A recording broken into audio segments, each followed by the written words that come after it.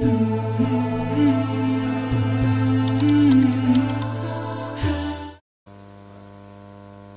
semulaikan Allah Subhanahu wa taala, adab ini penting. Kalau kita jaga adab jadi barokah. Kalau kita tidak jaga adab tidak barokah. Adab dengan orang tua. Kalau kita jaga, barokahnya orang tua itu akan datang pada kita. Orang tua itu ada barokahnya. Kalau kita jaga adab.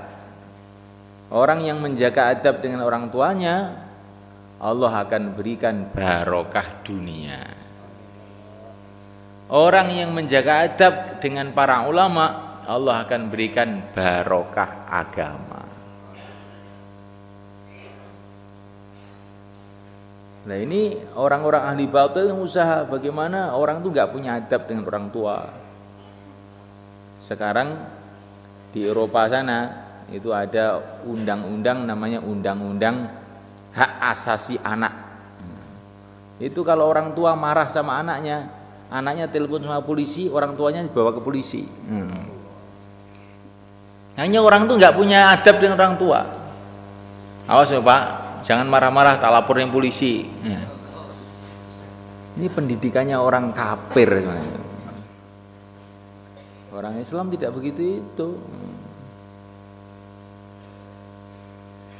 Kenapa kok begitu? Karena dulunya ayahnya itu juga tidak beradab dengan neneknya, kakeknya. Maka oleh Allah dihukum anaknya juga tidak punya adab lagi.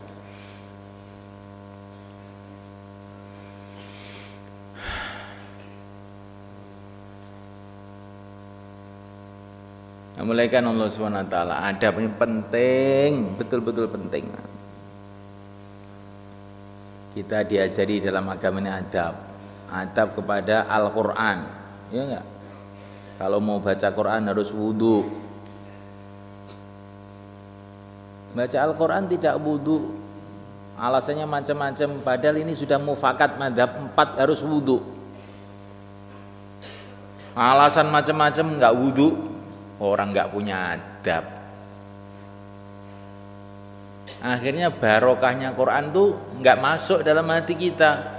Baca Quran tapi nggak bisa merenungi, nggak bisa memahami. Baca Quran tapi hatinya tambah keras. Nah, bukan tambah lembut, tambah keras. Quran itu isinya cerita akhirat. Kalau orang baca Quran mestinya tambah rindu kepada akhirat, tapi kok malah rindu duit. Nah, nggak jaga adab, tidak dijaga adab.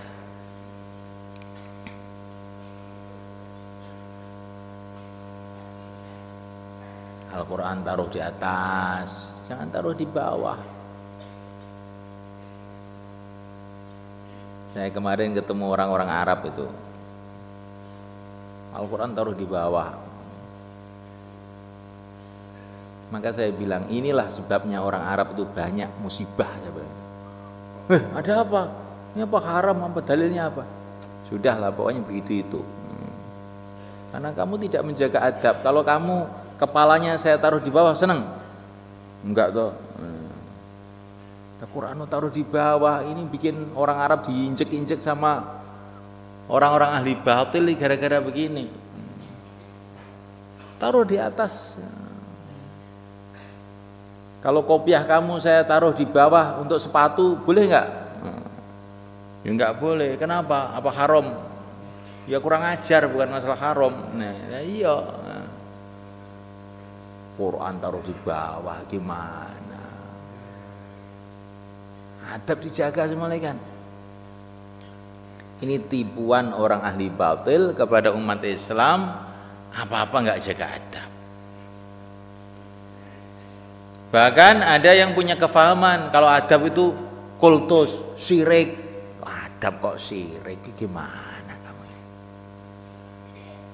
Membesarkan makhluk, ini adab bukan membesarkan.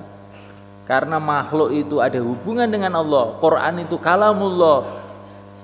Baginda Nabi itu utusan Allah. Kita harus beradab. Ini Al-Quran, perintah Al-Quran beradab pada Nabi itu. Kok syirik itu kamu itu otaknya aja taruh di mana sih?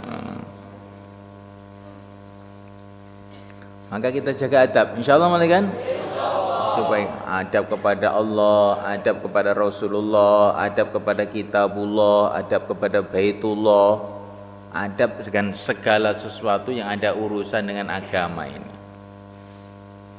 Adab itu mengagungkan karena Allah. Nah, seperti para malaikat disuruh sujud kepada Nabi Adam. Nabi Adam itu kan makhluk, kalau malaikat suruh sujud pada Nabi Adam gimana? Adab, ini sujud adab, bukan sujud menyembah, sujud adab. Supaya kita ini dapat pelajaran memuliakan orang-orang yang mulia. Tapi untuk umat ini sujud nggak boleh, kepada manusia nggak boleh. Kenapa? Ya memang oleh Allah nggak boleh, titik. Tapi kalau kita ini kepada orang-orang soleh cium tangan, itu sunnah. Hadisnya banyak. Jadi kalau sujud nggak boleh. Hadirin dimuliakan Allah Subhanahu wa taala. Ini belum bayan, ini baru adab tok ini. Baru adabnya aja sudah panjang sekali sampai ngantuk ya. Bagaimana bayannya pula? Bayannya nanti pendek aja ya. Adab. Ini rusaknya umat Islam gara-gara meninggalkan adab. Coba kalau kita di kitab fikih itu, orang kencing atau berak ngadep kiblat atau membelakangi kiblat itu makruh. Ya toh? Ini santri-santri kan pernah baca itu. Untuk apa itu? Ka'bah itu kan batu di sana toh. Tapi kalau kita kencing menghadap kiblat itu kok makruh. Bahkan sebagian ulama mengatakan haram. Ini namanya adab. Adab itu.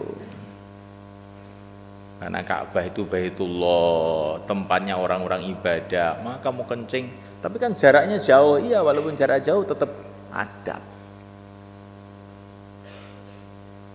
Sekarang kalau di masjid terus ngerokok menghadap ke timur itu adab apa enggak itu? Neng masjid ya, terus ngotol, apa ngotol?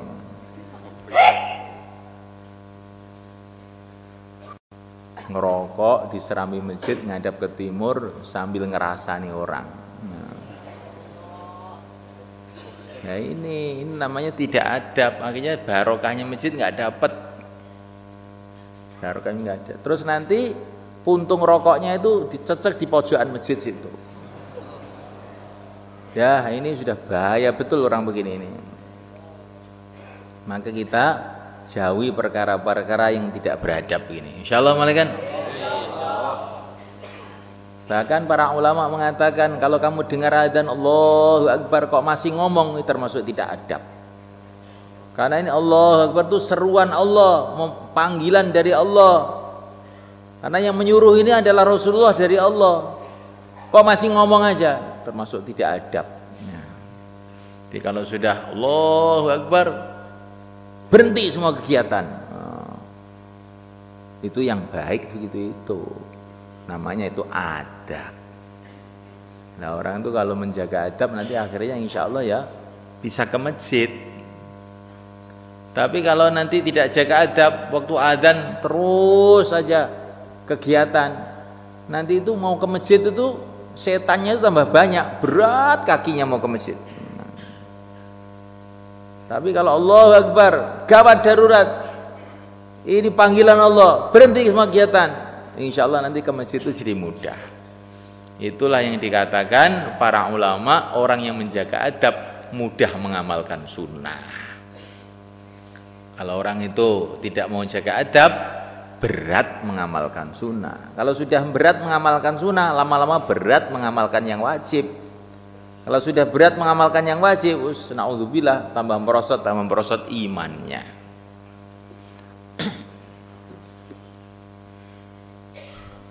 Hadirin muliakan Allah Ta'ala, kita duduk di sini, ini mulai bayan nih sekarang.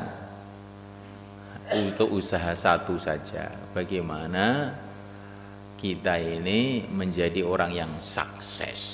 Nah, ini bukan sembarangan usaha ini. Kita duduk di sini ini supaya kita ini menjadi orang yang sukses, orang yang berhasil, orang yang selamat, orang yang mulia. Sekarang ini, besok pagi, sebulan lagi, setahun lagi, 100 tahun lagi, selama-lamanya menjadi orang yang sukses, menjadi orang yang selamat, menjadi orang yang bahagia. Itulah maksud kita duduk di sini. Penting apa enggak semalaikat? Enggak ada orang yang ingin gagal, enggak ada orang yang ingin celaka, enggak ada orang yang ingin hina. Lah sekarang inilah kita usaha untuk itu, supaya kita jadi orang mulia, orang yang selamat, orang yang bahagia, orang yang barokah. Untuk diri kita, untuk anak cucu kita, keluarga kita, kampung kita, dan seluruh umat Islam di seluruh alam. Dan jalannya supaya orang itu hidupnya selamat, mulia, barokah, sukses, selamat, itu hanya satu aja. Kalau dia itu hidup mengikuti petunjuk pencipta alam semesta, penguasa alam semesta, penentu alam semesta, yang membahagiakan dan yang mencelakakan siapa saja, yaitu Allah Subhanahu wa ta'ala. Jangan ada pikiran saya akan selamat dengan harta. Kalau orang itu selamat dengan harta, Qarun sudah selamat. Jangan ada pikiran selamat dengan kekuasaan. Kalau kekuasaan bisa menyelamatkan, Fir'aun akan selamat. Jangan ada pikiran orang akan selamat dengan teknologi. Kalau seumpama teknologi bisa menyelamatkan, ahli-ahli teknologi tidak mati. Jangan ada pikiran kedokteran mau menyelamatkan. Seumpama kedokteran bisa menyelamatkan, dokter-dokter tidak ada yang mati. Satu-satunya jalan menuju keselamatan hanya satu saja, mengikuti petunjuk Allah Subhanahu wa ta'ala. Pertama kali mengenal Allah, meyakini Allah, bahwa yang berkuasa di alam semesta ini hanya Allah, yang menentukan hanya Allah, bukan manusia yang berkuasa, yang menciptakan manusia yang berkuasa. Insyaallah.